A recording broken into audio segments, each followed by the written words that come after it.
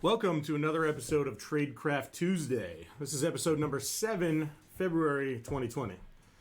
Today we're going to continue to talk about the MITRE ATT&CK framework for the last few episodes. If you haven't seen, if you're new here, we're trying to break down the MITRE ATT&CK framework, each of the tactics, and discuss some of the techniques that attackers can use to do that, and then we try to figure out like which ones are important, which ones are not important, and we kind of give you our hot takes on them. So this week we're talking about initial access. Do you want to talk about what initial access is? We could talk about initial access. We could also jump. Do we want to do news, initial access? How do you want to do it? Yeah, let's do news first. I just wanted to say, like, in case people were wondering, like, what the heck's initial access? But we'll get to that. All right. Before we get into this, really, what we should do is we should tell everybody, chat is great. You can talk in chat amongst yourselves. You can throw stuff out there. Sometimes we'll see it, sometimes we won't. If you have an actual question that you'd like for us to answer, please use the question and answer functionality of Zoom. That way we actually see it. Otherwise, it's hard for us to like dig through chat and pull stuff out while we're going through stuff. So outside of that, if you have any questions any other times, ideas for shows, hit us up, tradecrafttuesday@huntress.com. So let's get into some news. The very first thing I have is a public service announcement. If you run SolarWinds Enable or ConnectWise Control on-prem, patch them yesterday. Patch them like last week, actually, maybe. So we're still running into people who haven't heard. There were some vulnerabilities announced in both, very bad. And if you don't patch them, you're going to have a bad time. Yeah, super simple, right? Keep your stuff patched. Obviously, for those running in cloud, your vendor's patching for you in most of the cases. Yes. So mainly applies to on-prem. Yep. Keep it in mind. Yep. Ragnar Locker. So you did a video on this yesterday. Ooh, I could share a little bit of this. I think this is probably one of the more silly. I actually thought it was an old flavor of ransomware because the reality was Ragnar Lock or Ragnarok was another flavor of Ragnarok, ransomware. yeah. But came up on Bleeping News yesterday, or Bleeping Computer, and this has happened to be a family that we had seen affect MSPs deployed through Control in our case. But what's really interesting is, it's another flavor of ransomware. It seems like every day there's a new flavor. And just like our previous episodes that talked about ransomware as a service, what was really interesting on this one is they're kind of taking the Sodin Revel ability to like configure and kill services automatically. But for the first time, we started seeing some actual ransomware variants that instead of just killing like the backup product, Veeam or backup, notice what we noted here, like a whole bunch of RMM and remote capabilities. So you see Pulseway, LogMeIn, ConnectWise, Splashtop, Kaseya, etc. Put in there. And this has some real ramifications. We made a quick video online, and I guess I can walk you through it real quick on how this works. But when we were confirming this, right, this is nothing more than the YouTube video. You got Ragnar Locker that's running, and you notice down in the bottom right-hand corner, I created services already that just had the word Kaseya, ConnectWise, Pulseway, Splashtop, Veeam, etc. in there. And as soon as this sucker is run, as long as it was run with admin privileges, which it would have if it was deployed through your RMM or if it was deployed through, some type of privileged admin access, right, it kills them right away. And then as you can imagine, it quickly goes into hello, the name of the affected client or the name of the affected MSP, and it goes from there, right? Nothing special on there, but it's just showing. It's kind of like this, once again, cat and mouse game continuing to escalate. And you see here, it goes a step further of actually saying, not only are we going to go through this, you see us commenting publicly, but it does its best to make sure that it kills anything that's running that could hold a handle to a database, could hold a handle to the files. So the RMM tools are just kind of the newest flavor of this cat and mouse, right? Yep. What else have we seen? How does that work? Like, say this was actually deployed with like Kaseya or ConnectWise or something. I guess once it's on there, it doesn't matter, even if it does kill the thing that got it there. I would hope the offensive team had done some testing. Maybe I hope they didn't do some testing, right? But I would imagine, once the Ragnar Locker is running in memory, it's already been staged. It doesn't care if it kills off itself. Yeah. All right. There you go. Yeah. So in other news, there's a Gigabyte driver. So Gigabyte is a manufacturer of like low end PCs. A lot of times you can buy them at places like Best Buy and Walmart and stuff like that. And they have a driver that I don't actually know what it was intended to do, but people are now able to use this to kill antivirus products. I think you put this in there, right? Yeah, John? the driver has a vulnerability that the attackers were able to exploit, and basically what they do is they use this signed driver that's legitimate to load their unsigned driver that actually starts killing the antivirus stuff. And this kind of gets into what we talked about a few weeks ago, is why running is admin privileges. You need admin privilege to load drivers. Yep. So these guys, they used a legitimate driver, then piggybacked off that to load their illegitimate driver, and then brought the machine down, basically running ransomware ultimately. Yeah, they call out, attackers use the kernel access for the Windows OS driver signature enforcement. This is not the first time. The Capcom driver happened this. The Bandai driver was very similar to the Capcom driver. This is not an atypical thing for hackers to find your vulnerable drivers, exploit them. You're now running as high integrity, right, in the kernel. Thus, you could load other modules into the kernel, right? So it might be a first to see it through Robinhood.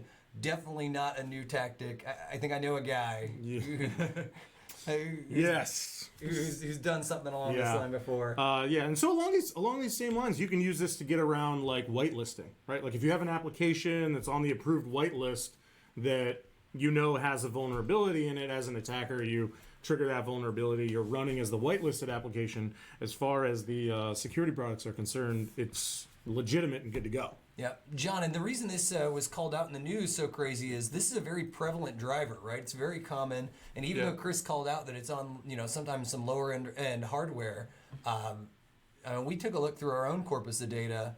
Yeah, I think there were about 200 machines that had it. No.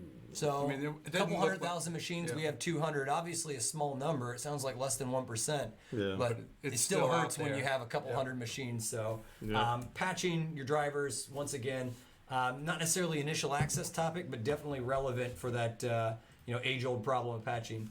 What else do we got going in the news, Chris? Emotet. So Emotet, the worm that likes to spread, is now spreading through Wi-Fi.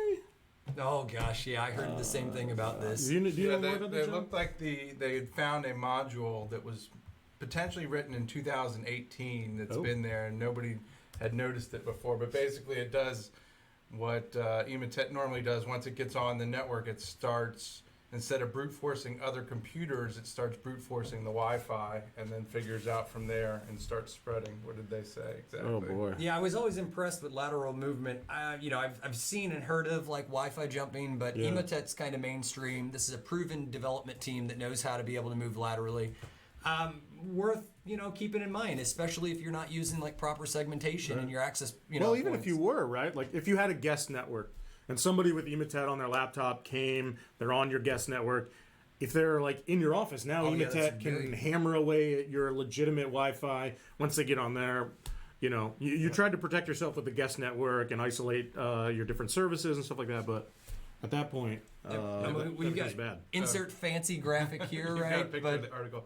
Yeah, it says once the binary immediately starts profiling wireless networks in order to attempt to spread to other Wi-Fi networks. Same initial access issue as like somebody war driving, right? Or somebody outside your office brute forcing. So it's not a new attack service. It's just more likely you'll run into it. I think it's been years since I've driven around with my compact iPack with my awesome antenna on the car, war driving. Got to get that Orinoco card, man. Oh my gosh. Yeah, I remember that.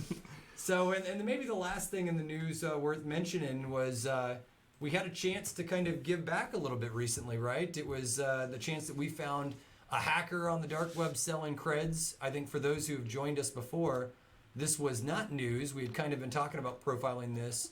What had become, I guess, news in the last week was how this was actually used and abused against an MSP, and it turned out it was an insider. So those who haven't seen it, it's totally worth taking a look at this. Turns out the attacker was a dude, and the long story short is a dude that was arrested recently by FBI in Atlanta, right? I think that's what we heard. So we'll be referencing some of this case and some of this in here, but it's just worth considering as we start talking about initial access by both insiders. There's also a little bit on this persona here where the actor talked about compromising other things. So We'll dive into that a little bit more. Yeah, we'll definitely be referencing this. So, all right, initial access. We talked about it. I still got my screen shared. I've got the MITRE ATT&CK framework here up, Chris. You want to remind people about how this thing works? Yeah, so across the top, you'll see listed, these are all the different tactics. So these are things that the attacker is going to try to do. They're going to try to gain initial access, maintain persistence, spread laterally, things like that. So that's what they're going to try to do. Vertically, under each of those headings are what they call techniques, and those are multiple different ways that attacker can use to achieve that result. So when people talk about TTPs, these are two parts of it, right? The tactics and the techniques. Cool. So, and there's probably no better way than to start off that these, TTPs happen in initial access, is to maybe talk about the most common ones that we see, but let's not go too deep in that. I think anybody who's watched Tradecraft Tuesday, we've kind of beat them over the head with some of the most common, because unfortunately, our partners, customers, and the community gets hit with this first. Yeah. So today's I mean, episode... we should definitely still talk about them, but kind of, run through them quickly. All right, somebody kick that off then. Let's talk about remote services is one of the most popular ways that people are getting in. Yeah. So, I mean, when an attacker's looking to get initial access, they're basically trying to figure out, like, okay, I know I want to hack into something. How do I get my first little taste of it? How do I get that first foothold? And so some of the more popular ones are like remote services. These are going to be things that, like Kyle said, we've talked about a million times: VPNs, RDP, WinRM. And if you're interested in like more depth conversation about that, go check out our episode, Thinking Like an Attacker with Tom Lawrence. We went over a lot of how attackers do discovery before they get their initial access. So right. We always hear RDP, right? It seems like every episode there's a warning about something of RDP. And one of the ones that really caught me off guard was that Bluekeep vulnerability, right? It was summer. It was becoming obvious that some researchers had an exploit into Bluekeep. Yeah. But if we're going to talk about RDP instead of just covering good old-fashioned brute force, let's talk a little bit about our suspect. Marcurius Britt, is that his name? Wozniak, who Marcavius Britt. I'm butchering his name. But according to the FBI public records and some of the actual court documents, Marcavius actually went and sent an extortion email to the affected customers of this IT. And notice one of the things he right away said was, we used a form of the Bluekeep malware to penetrate your servers, as well as phishing the accounts. Yeah. We've looked into this a little bit. We know from talking with the hacker, himself, that this hacker was indeed somebody who claimed they had fished their way into the MSP. But as we started digging under the hood a little bit more, looked like he actually worked at the MSP. He had access into the MSP's network, and the account he was selling was actually his own administration panel into Vulture. Oh, it was his account? It was mbritt at the name of the MSP.com. I did not know that. So I didn't put two and two together. Wow. So we're not 100% sure if this is just posturing. You see some of the expect us verbiage at the end, right? The doom and gloom or somebody. Well, I mean, he couldn't really say like, hey, through this account when I used to work there, I hacked you. Like that would kind of give away who it was. So maybe this is some posturing. But for those who've never seen Bluekeep, right? Hunters did a pretty cool blog, introducing or keeping up with Bluekeep. It's fun. Yep. It's nice to see and read. Obviously, go take a read on it. But this morning, we decided to actually spin up a VM and just show how Bluekeep works. So for those of you that are running like an unpatched Win7 or an unpatched, Server 2008 box, here's me on a Kali Linux VM this morning. It was nothing more than on this Kali Linux VM, I also have a Windows 7 box that is not all the way patched. It had Service Pack 1, but as you see here, the victim VM is 2.21. And if we take a look at the listening ports, we see that 3389 or remote desktop is listening on all interfaces right now. So it could be a server, it could be a workstation, but regardless, if this is vulnerable, this is a great example that even though the firewall is on, this machine could still be vulnerable. So we cleared out the event logs here, made sure application security system logs, all of them were cleared so we could show how this works. So going back to our hacker computer here, I show that we're using nothing more than the free Bluekeep module, right? This isn't an exploit that we wrote. Yep. It's part of the open source Metasploit project. And you see here that this is exploiting a use after free bug. And so simply you can see that in the options I've set up, yes, we're going to target 2.21. We're going to exploit them over port 3389, so you can configure this even if somebody's getting creative to be like 33389 or some other crazy port. And you see, once again, we do nothing more than set the payload and call exploit here. And you see, at first it checks if it's vulnerable. And the very next thing we start doing here is we look at the event logs, and you'll see a whole lot of nothing, right? The service control manager here under system is empty, security is still empty, application is still empty. And only way under the hood, if you dig under to the terminal services operational logs for remote connections, you can actually see that I set Huntress user and Huntress domain. And what's crazy about this, with no interaction, no pop-ups, just that logging, we were able to get a remote session. With this remote session, everybody asks, what could, Markavius Brit or Wozniak do if they got in? Well, they're running his system on this machine that was remotely accessible. And it's only a matter of commands. Do we load like Kiwi, or we load, a capability for dumping credentials? And you can see this user here, even though we didn't hack that user, we're able to pull the clear text passwords from that Windows 7 machine. Anybody who was logged in. So always nice to see how Bluekeep, works in real life. Yeah. And so this is that, yes, there's the threat of the 0 day that could be scary. But the reality is we still know there's hundreds, if not thousands of machines that are still out there not patched to Bluekeep. And this is how stable this exploit is. Obviously, we didn't blue screen, no pop-ups, and very minimum of a forensic footprint. And it doesn't take an expert. I mean, anybody can go and download Kali Linux.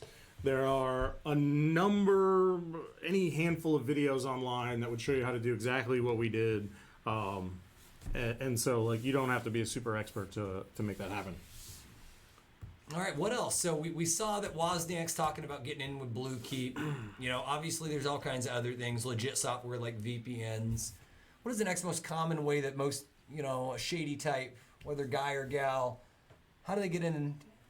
I'm thinking about the phishing emails that we constantly receive. All the time. Yeah, I guess you kind of made it when you start getting phishing emails, right? We want to share some of those, maybe? Share ours. Oh gosh, here we go. So give me 1 second here to bring some of these up. But we even at Huntress seem to get all the fun that is phishing emails. So give me one second. And Unfortunately, they weren't extra good though. No, they're not extra good at all, right? They're well, maybe fortunately they're not. I don't know. Yeah. So let's look at our first one. I'm way zoomed in here. Let me see if I can come out a little bit. But we see poor Gabby, right? Hey Gabby, I need you to run an urgent errand for me. Let me have a number so I can text you, and let me, from Kyle. Obviously, my signature block is not right. The spoofing here on this email is Sania Moore 101. Mediocre at best. I mean, yeah. Come on, try a little bit harder. But this is something that we even get. And, we've got at least one more here in Slack. Thankfully, this one, G Suite managed to pick up and say, look, no, Dave, I'm not in a closed door meeting, brother. I don't need you to handle a short task, which is probably run out and get Amazon gift cards or Apple gift cards. But it wouldn't be out of the question if you asked them to handle a short task that was like, hey, spin up a domain controller or something. Yeah, we're about to do a hacking demo. So clearly we're giving the hackers exactly what they need. But this type of phishing has been around forever. And you got to understand, at the end of the day, the phishing is often going after creds. Yeah. From an earlier video, I think when we teamed up with the Ninja team, we showed people of how some MSPs were being targeted. And this was one of our partners, actually. Our partners at M&S Group gave us permission to share and kind of educate the community. And take a look at this video they put together where, they're getting phished. Clearly, this core.windows.net is not actually the O365. However, the attackers took the time to brand the phishing page, but didn't take the time to correct the terrible typos and everything else that was in here. But it's hosted off a legitimate Microsoft domain. The cert, it goes back to Microsoft because this is one of those Azure, hosted domains. But where we're going with this is creds. Yes, creds are super important. They're gonna spearfish you, whether it's O365. Yep. Whatever it is. Maybe they send you a fake login to your RMM or your ERP system or whatever your line of business app is. It's common. Yep. So the last one we got under there that's common things that a lot of people would think of when they're thinking about initial access is public-facing applications. So this is going to be anything that's your RMM tools, your self-hosted PSA type stuff, any custom applications.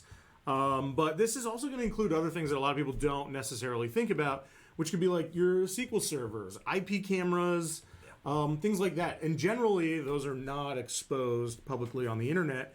But as we've seen in the past firsthand, all it takes is somebody modifying, a firewall rule, or let me just temporarily open this up because I'm troubleshooting something and they forget to set it back. Next thing you know, your SQL server is exposed to the internet. Yeah. So one of the big ones recently was SolarWinds Dumpster Diver. You guys spent a lot of time with that. You guys want to? Yeah, I mean, there was a handful all in a week. It turned out this is a vulnerability that was made known to the SolarWinds team. It finally got patched, but unfortunately, before the patch was available, the disclosure timeline lapsed. Was that the case? Yeah, and the source code was... The source code was leaked on Packetstorm. So our team jumped on board just in case anybody hadn't seen this. We won't go too far, but a fantastic blog available sharing that, like, look, this was one of those publicly facing applications. It's got a CVE now. Thankfully, there are bugs and patches, or there's patches for the bugs available. Yes. But one of the things that was interesting was just how devastating some of these little things could be. So, for instance, if you weren't patched, or when this was 0 day, we can actually play the video and watch real quick. The hacker uses a simple tool. It enumerates, you have to have the enable server that's publicly available, which most are, cloud hosted. And it just starts walking the file system. And you can see here that it walks not necessarily the file system, but the user IDs. And inside the dumped configurations using this proof of concept, you are actually able to get, for the enable probe, I'll go back to here to that setting. You were able to get creds, and in most of the cases where we work with partners, this was actually domain admin creds. Yeah. If it was domain admin creds, you can imagine for an MSP, that's a heck of a lot scarier because they know what web server you were hosting your enable server on. It's not hard to be able to start testing that against like O365 federated services. Mm-hmm. As for customers, maybe if you leaked and each one of your customers had their own unique domain admin account, they might have to do some, heavy lifting, right? It wasn't, it was bad, but they might have to figure out, like, if the domain called out Fubar Dry Cleaner and they knew your MSP was located in, I don't know, BFE, Wisconsin, that's probably pretty easy to find Fubar Dry Cleaner and start doing that. However, if it was your domain was named Corp and it was a little bit more obfuscated, it wasn't always terrible. But this is just a good example of, like, how that pays off. And huge kudos to, it obviously was one of these cases that things became public. A lot of people were worried about. But we always take a look at, like, vendors when you have a vulnerability that happen. Huntress one day will have its own vulnerabilities. But I was pretty stoked that we actually saw the SolarWinds team reach out to the clients that were affected by this proof of concept and actually notified them and said, look, hey, we saw somebody came through here and successfully exploited your server, whether that was you testing on your own or somebody shady, and notified them. So that was a pretty cool community effort after the pretty negative situation. And ironically, this screenshot was shared by a Tradecraft Tuesday viewer, right? At the same time, you can imagine on our end, we're kind of hunting these vulnerabilities down. Pack of wolves. Yep. What is that? Species Canis lupus here that we were tracking them down. So this is a cool example of the community working together. So, pretty exciting on that side of the house.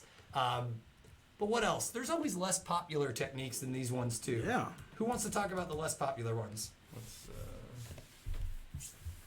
The less popular, but probably very devastating, the first one is that insider threat. We talked about that earlier with the hacker Wozniak selling access. They didn't know. If you give me a second, John, I actually think I've got in that blog. What's crazy is when you get arrested, right? Everything becomes fairly public record once it's unsealed. And if you give me 1 second, John, I'll actually bring up the blog here and where we had learned about this was an insider threat. So here it is for you, John. So it actually calls out here that, according to the victim MSP, Britt was a disgruntled employee who was terminated for failure to complete tasks.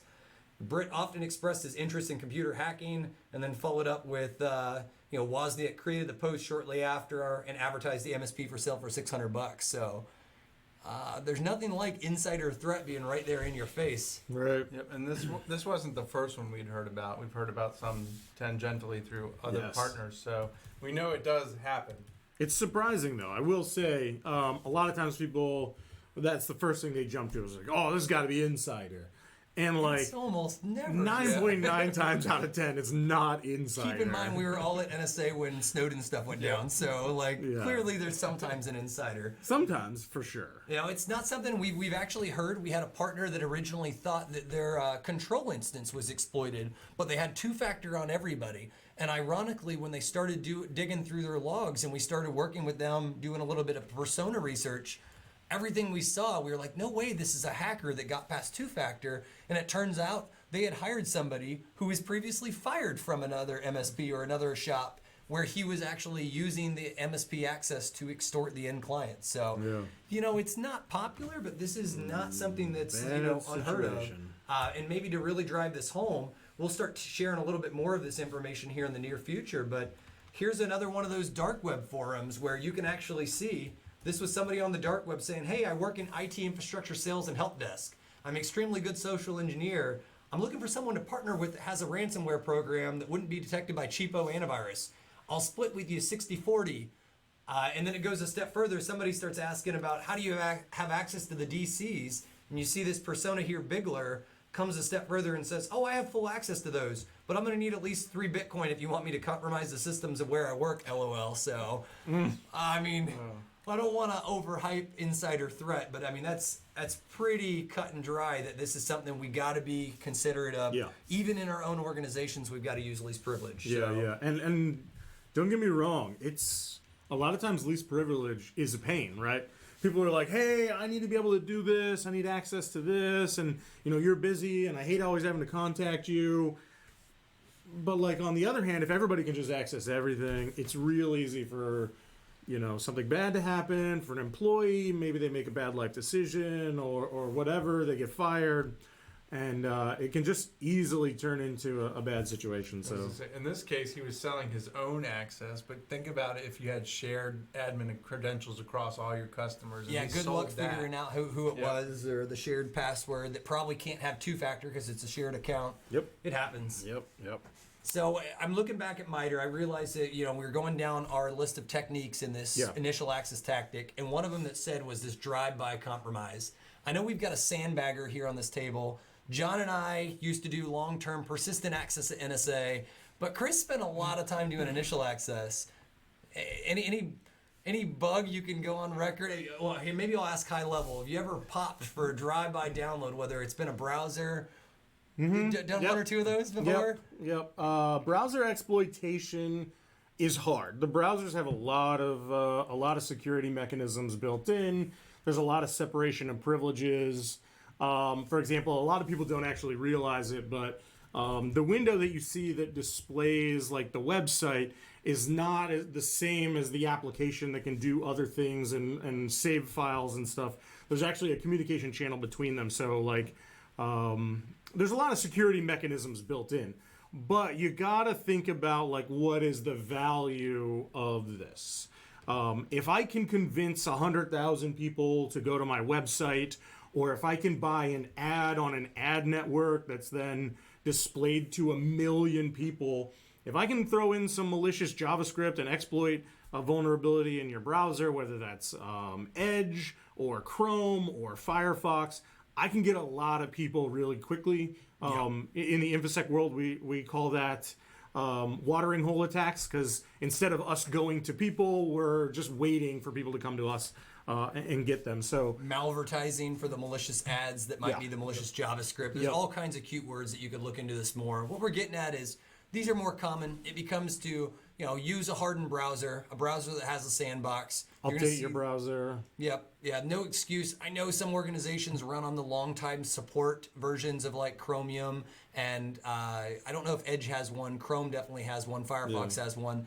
you're taking some risk when yes, you're going to gain some stability, but these browsers really are, especially the ones that are open source. You can see as soon as bugs are committed in code, sometimes there's folks weaponizing the exploits for them, and we know because we've been on that end where that was part of our job. Yeah, there are literally people who are just scanning the source code commits every day, looking for anything that looks like it could be a bug that was patched but hasn't been released yet. So, yeah, keep your stuff updated. For the most part, if you're avoiding shady sites and you have your browser updated, drive-by stuff isn't going to be super high on your list of things to worry about. Gents, we're like 30 minutes into this thing. You want to maybe take a quick pause, sip some water, and maybe read some questions and answers? Yeah, let's see. I saw. Did you have one? Yeah, Alex asked about. Have you seen phishing pages that also ask for 2FA tokens? Yeah, we actually have a. Vaguely recall this. We have Evil Jinx is the framework that that Kevin Mitnick uses in his hacking demos. So great question. We there. showed that on the 2FA video. Oh yeah, we have a Tradecraft Tuesday on two-factor authentication, and it's absolutely the idea of either capturing the token, which isn't as good as being able to capture, capturing the PIN. That one-time PIN is usually only acceptable, but if you can capture the token or cookie that allows you to have like that 30-day access because you don't want to be prompted all the time, that is something very valuable. So you're 100% right. Phishing pages can go after that for initial access.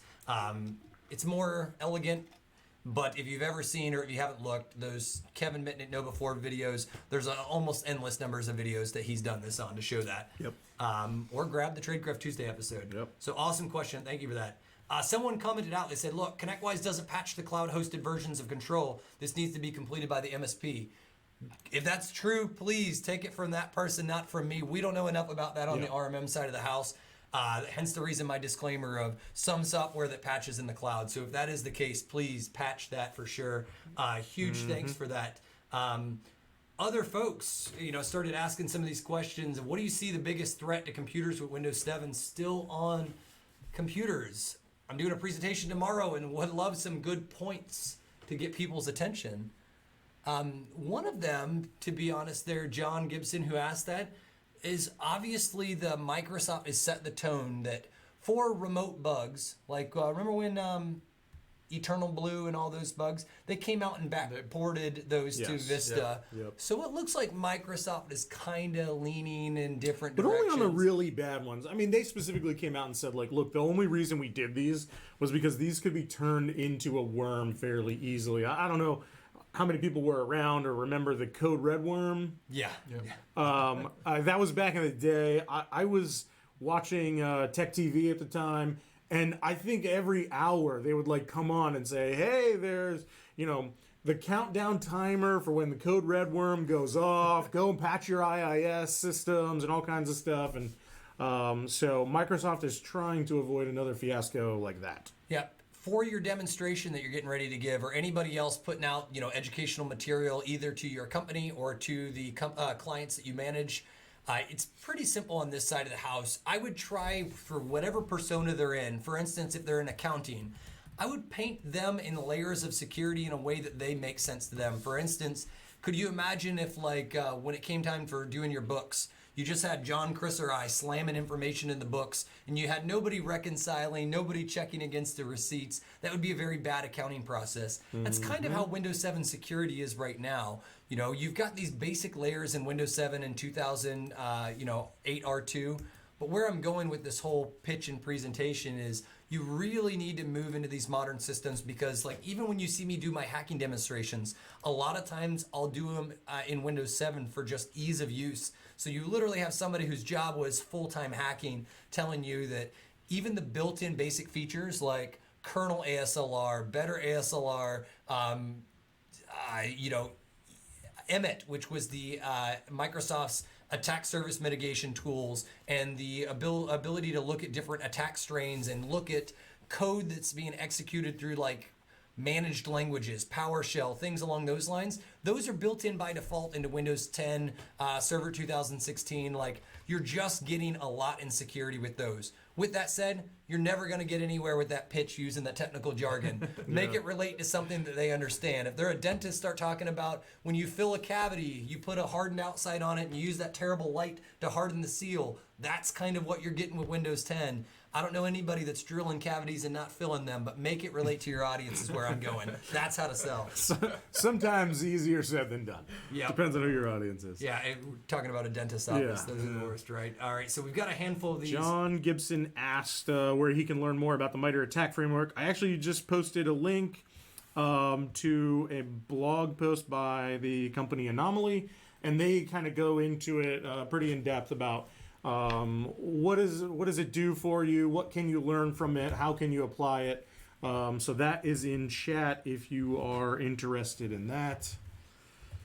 We got we got a handful more questions. I'm going to take one more, and then we'll keep going down initial access for sure. But since this question was asked, I wanted to call it out about how the community can work together. So let's go for some screen share real quick. But the initial question was, have you looked at ConnectWise Automate's encryption for passwords, both for the probe when you download an agent and within the Automate application? As crazy as it sounds, even though the three of us all have like exploit development skills, we actually don't do that full time. And a lot of times, if you like, for instance, Tyler, if you're aware of something, we sometimes get more credit than sometimes do, but this was actually 2 MSPs that came to us in regards to a two-factor authentication bypass for Control. And notice that was February 5th, right? This isn't something that's going to get you initial access, but one more hurdle. And so where I'm going with this is the teams, which I'll go look up their email here by the end of this. I remember one was John Hardwick at Nixio. I don't recall the other MSP's name that came to us about these bugs. But Tyler, if you've got an issue, you think something needs to look at, especially since we're not doing this full time, there is available that you could submit this security incident. And you know what? CC support at huntress.com. They also have security at connectwise.com. Yep. So on that end, like, make us aware. We're all about hardening these things for the better community, especially if they're community-wide used tools. We'll help champion that to make sure the bug gets fixed quickly. So I don't know, guys. Have any of you done research on Automate or how they're securing passwords? Nope. Neither am I. But please let us know. All right. Let's get back on track a little bit, gents. We talked about all the different things. What about like hardware? I think about my house. It's a walking IoT nightmare. Want to talk about initial access on those? Yeah. So there's been a ton of stuff, and a lot of people, I guess, kind of don't realize. But a lot of these like IP cameras, people go on Amazon, they're like, oh, I just want an IP camera so I can like check on my pets or something. They buy like the cheapest one off Amazon, hook it up, and they're like, oh, this is fantastic. A few years ago, there were actually a number of articles about a provider called Foscam, Foscam, and they had like default passwords and like super like vulnerabilities. And the like firmware would connect to your router and use UPnP requests to like open up a port. And so attackers were just like scanning for this, and they were like connecting in, and there were a bunch of stories about like people connecting in and like seeing people and yelling at kids, and like it was bad. So like just be aware when you're bringing these IoT devices into your house or into your workplace. That's what you're getting. And we're talking about like IP cameras, thermostats, Siri, Google, Alexa. I mean, obviously those are of a higher quality. Are they getting auto patch? Or are they never getting patched? Pulling that into the business aspect, some people ask us like, well, I don't, I put those up on a separate VLAN, and I've got all my crazy Zigbee infrastructure on its own network, segmented away for enterprise, network access. Good on you. You're doing much better than most people, because most of the time we see, it'll be the front desk network that's just plugged in straight to the network, the Alexa. Not that it's bad, but just keep that in mind. And maybe the one that closest relates to us in the IT department, I think a lot of people forget, like, your routers and your switches, they're kind of Internet of Things style embedded devices as well. And I can tell you firsthand, they're not getting patched the way they should. The reason I can say that so confidently is we had not long ago, the Urgent 11 bugs came out. This was over the summer of 19.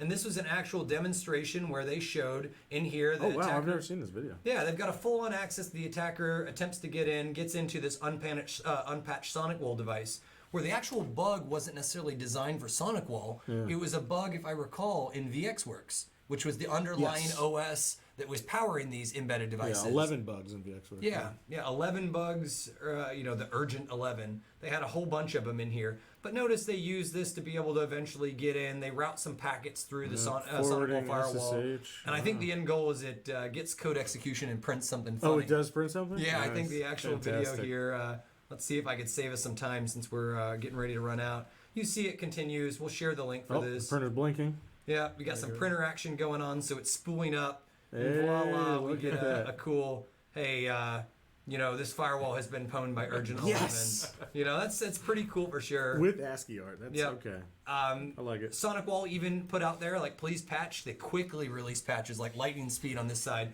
They did a great job on that team, but I can tell you, nobody's patching.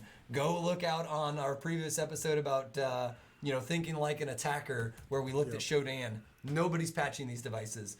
Heck, you even see references to Dell SonicWall instead of, they're all updated now to have new branding of SonicWall. So that's how bad that is. So please, if initial access, like, this is a valid thing, obviously it's got to be worth enough for somebody to focus on it. But, when you have a proof of concept out there for how quick it is to exploit those vulnerabilities, it's a risk. Yeah. There's also, to go along there, one of the things that MITRE ATT&CK framework will also call out is like other physical items that can be plugged in. So if you've ever had a pen test that includes a physical component, sometimes the people will try to sneak in as a cleaning crew or package delivery or something, and like plug in a thing into your network that then gives them Wi-Fi so they can sit outside and do it, or that phone's home. So there's actually devices called Pwn plugs. You can buy them from a company online called the Pony Express. I remember seeing it one time. I'm not sure if it was Pony Express, but one was made to look like a hand sanitizer dispenser. Oh, wow. So it plugged into the wall. It plugged into the cap. It's the Internet of Things, right? You got to have your internet accessible Pwn plug or your hand sanitizer, right? Which was pretty creative. I really enjoyed that. So yeah, but if you're an MSP, there's a lot of other things, or even if you're like a small business IT department, there's a lot of other things that you should focus on and get locked down first before you're really seriously considering physical attacks and people bringing things in. Even though like the mitigations for these are fairly simple and you can do stuff with like the switch ports where they automatically disable if a different device is plugged in and stuff. There are a lot better things to focus on initially. And that goes like, obviously we're here to help educate folks, but there's all kinds of these initial access through the physical side. I remember not long ago was bad barcode a couple years ago, which was if you're running a shop that like scans barcodes maybe at like a point of sale device. Here, I'll share one real quick just for the audience who wants to look into this later. But there's a lot where this can go really in depth. Like our job here is obviously not to cover them all. But if you haven't seen it, these are a couple years old. But the Tencent team, it's a Chinese team that was pretty fantastic on the research.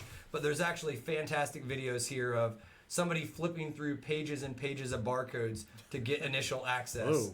Let me see if I could find one of the quick videos since we're having a good time. Bad barcode devices. Here it is, single barcode attack. This was a case where with the barcode into a scan reader, you see it was designed to actually get input. Obviously, that's a little bit crazier. Most people have seen the malicious cases of like the USB devices, like rubber duckies that get access. But where I'm going with this is there's all kinds of ways when physical components are brought in to be able to get access. So think about your attack surface there. Yep. Cool. Trusted relationships. This is like a fairly broad one. I think you had some ideas for this one, right, John? Yeah, this is, think about your service providers. I think most of our customers are MSPs. So, like, if they own you, unfortunately, they own all your customers, and that's an attack vector. There's also if you took over a client for some other MSP, their tools may still be on those computers. We've definitely heard of that happening. I'm only laughing times. because this happens way more than you would think, where Yep. initial access is almost accidental. You've Yep. inherited somebody else with initial access. Right. Yep. Um, Yep. And then some other things I put down here were like your trusted relationships with your trusted vendors. We've seen things that we reported on in the past with like WebRoot. If somebody gets into the WebRoot console, they were able to run commands. We've talked about Screen Connect 1,000 times, and the most recent like SolarWinds vulnerability. So those are trusted relationships that you have with your vendors and stuff. So everybody needs to make sure that they're doing the best they can and patching bugs as fast as they can. And Oh yeah, and then I was just going to add the co-managed things where you might not own all the infrastructure that's at your customer's network. yeah, Think of like maybe you maintain all their desktop computers, but they have some POS systems that are maintained by a third party, and so yep. those things. So the next one is supply chain compromise, and I couldn't define it better than attack definition, so I'm just going to read it to you. And it says, supply chain compromise is the manipulation of products or product delivery mechanisms prior to receipt by a final consumer for the purpose of data or system compromise. So this is basically like you buy like some equipment, maybe you buy like a used router or access point or something, and before you've even received it, the attacker has added something into it. This is not super common. Most people don't have to deal with this, especially when you're talking about hardware, like only like nation state capabilities are like that. But there are some, when you think about software, there are some actual examples of where this happened, like Crap Cleaner, CCleaner. Yeah. Yep. So this was, for those not familiar with this was, the original company was named Puriform, I believe. I have no idea. The attackers, it's believed to be, I think, APT41, but attribution aside, they got into Puriform's back end. They managed to get a hold of CCleaner's or Crap Cleaner's update mechanism and push a malicious version that did surveying and collected data. You could obviously imagine how damaging that could be, considering how Yep. widely that was used. Yep. It got even worse because an antivirus company had bought Puriform. It was like Evira or yeah, who was Avast. that? I don't Yeah, want to one- get it wrong. yeah, something like that, yeah.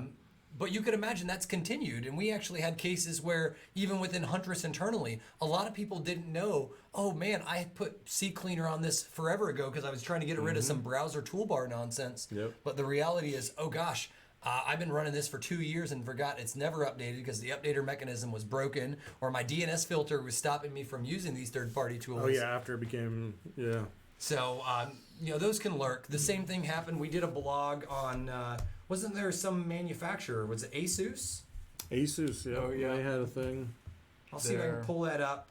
So where we're going is there's a lot of this places where, your supply chain can come into it. Most of it is going to be out of our control. What you need to start looking for, though, in your software providers or hardware providers is making sure they're doing pen tests, they're doing audits, they're publicly disclosing their results, Yep. they're patching, they're being transparent, because most importantly is when this does happen and when somebody does use the supply chain against you, how does that vendor respond? That's good. To me, that's way more important. Yeah.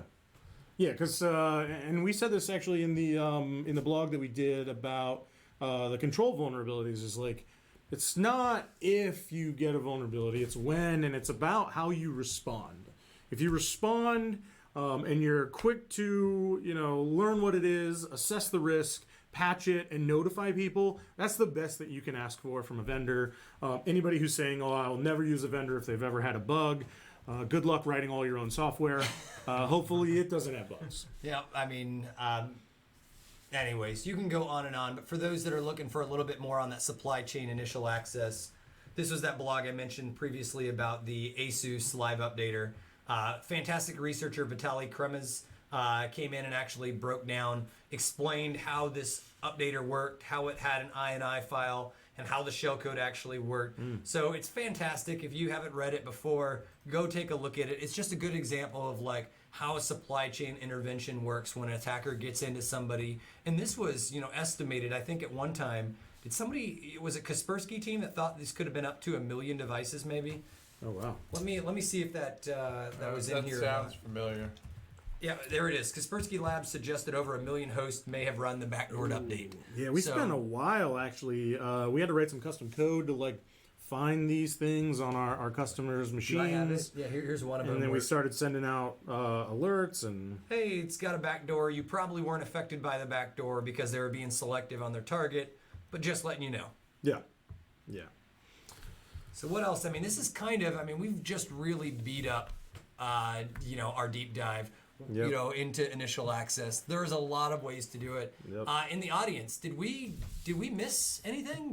What else? What other crazy stuff? Whether it's tinfoil hat, does anybody have any questions? Because it's the purpose of this is to be a live interactive session.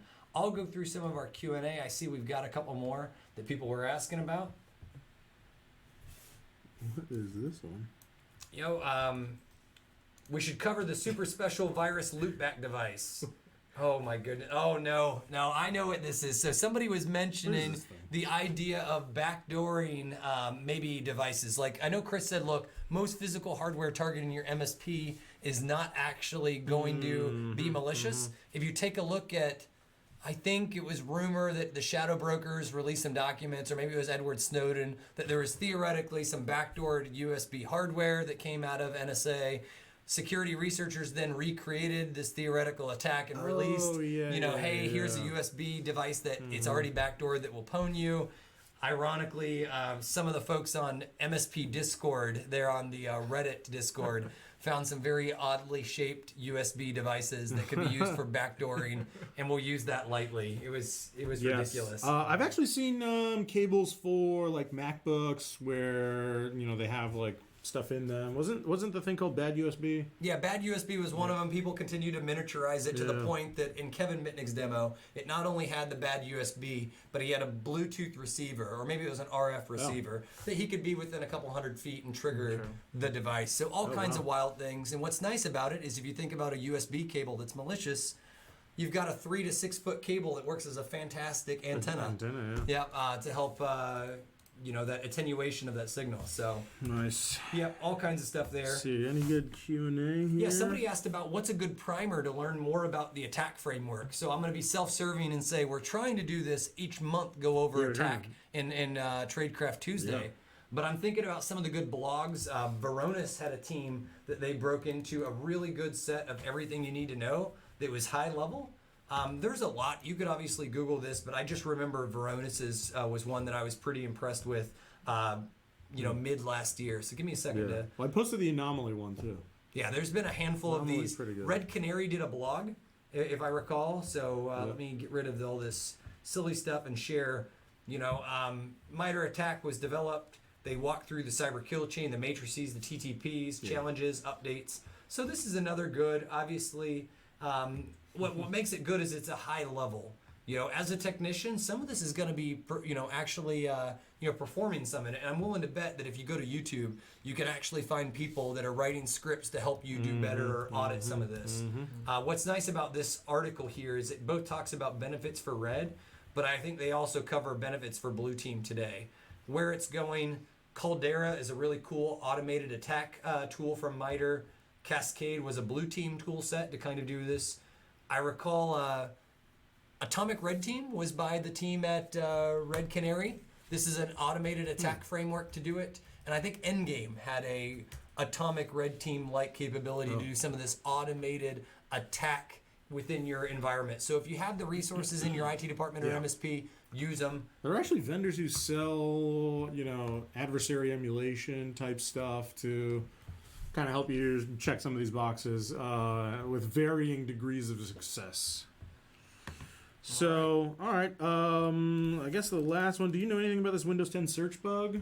I'm not familiar with it. I think this is, so what happened, Looking at it. this is not the one I'm thinking, because they said Windows 10 and not Windows 7, right? 10 bug that broke the search bar. So there was a feature that was backported to Windows 7, and it caused, this might be related to the question earlier, somebody said, what's an issue with running Windows 7? There was a feature that Microsoft, in their very last bit of updates for Windows 7, broke some of the features in Windows 7, and the biggest question is Microsoft going to come back and fix it, or is it truly end of life? So Done. I don't know if that was related to search. This is the downfall of me only having a little bit of it, but... All right. So, Now it's time for us to pick. What would your, if you said, as an IT department, as an MSP, as whoever, which of these ones that we talked about today would you focus on? Would be your number one to do first? Make sure you got that covered.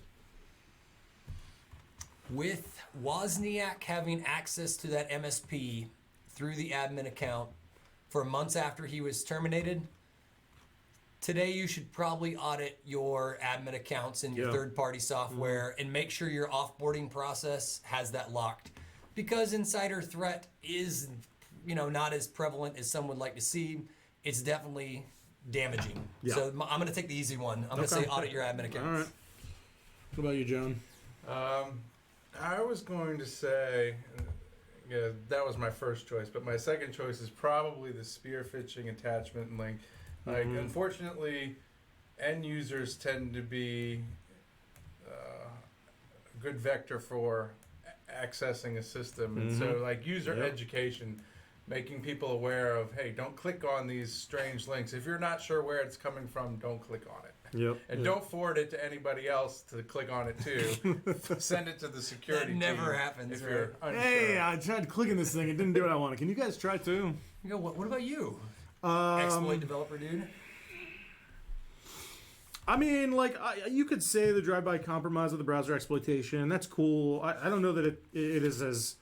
I don't know that it's the first thing I would say worry about. Obviously, patching your systems is important. But I would say, like, trust relationships. Make sure that... if you're taking on a client, make sure that you understand what's on the system and, like, that the old MSP tools are gone and that, like... and we see this often where we'll get a machine and it has RMMs, but it also has like VNC and it also has like TeamViewer. Yeah. We saw Does it need to be there? We saw a partner on board the other day who had like 4 TeamViewer Yeah. type devices Yep. into their network. Very little idea that there was that much attack surface or what they could do to reduce that. So I think that's a good one. That's Yeah. the trust Yeah. relationships and all the stuff that comes from there. Yep. So cool. I think that's it. Anybody have anything else before we wrap it up? No, we're at RSA this year, Yep. right? So if anybody's RSA, in the we Bay will- Area at we the will end of have the a month, booth. come hassle us. Are we in North?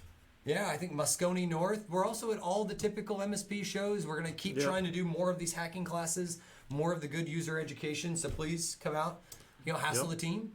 If you're going to the MSP Growth Summit, one of the fantastic people from our marketing team, Annie, she's going to be out there doing a presentation. So definitely go check that out.